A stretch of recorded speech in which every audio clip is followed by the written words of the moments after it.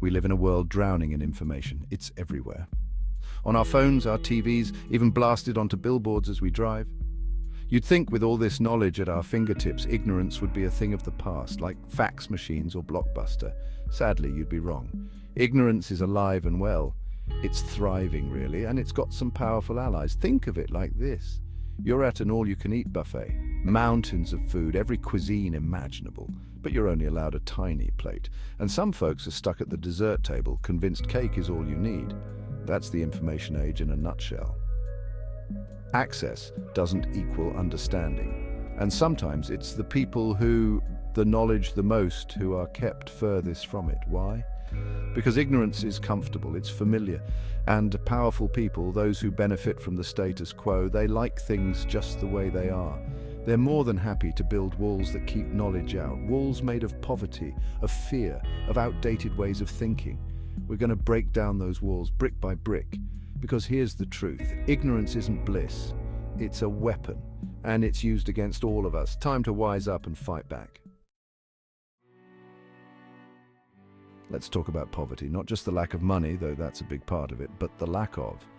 When you're struggling to feed your family, to keep a roof overhead, education becomes a luxury you can't afford, literally. Books cost money. Internet access costs money. Time spent learning is time not spent earning. Poverty creates a cycle of ignorance that's hard to break. Kids who grow up without access to good schools, to books, to stimulating conversations, they start life at a disadvantage. And that disadvantage snowballs. It impacts their job prospects, their health, their ability to participate in society. Think of it like this. Imagine trying to run a marathon with a 50-pound weight strapped to your back. That's what poverty does to people. It weighs them down, makes it that much harder to compete, to succeed, to reach their full potential. But here's the thing, poverty isn't the only culprit. Sometimes the biggest barrier to knowledge is ourselves. Our own stubborn refusal to learn, to change, to admit we might be wrong. We cling to outdated beliefs, to comfortable narratives, even when evidence contradicts them. And you know who helps us build those mental walls? Our education system. Now, I'm not saying all education is bad, but too often schools are more concerned with rote memorization than critical thinking, with churning out obedient workers instead of informed citizens. We're taught to accept information passively instead of questioning it, analyzing it, dissecting it. We're given the what, but not the why or the how. And that's how you end up with adults who believe everything they read on Facebook and think vaccines cause autism.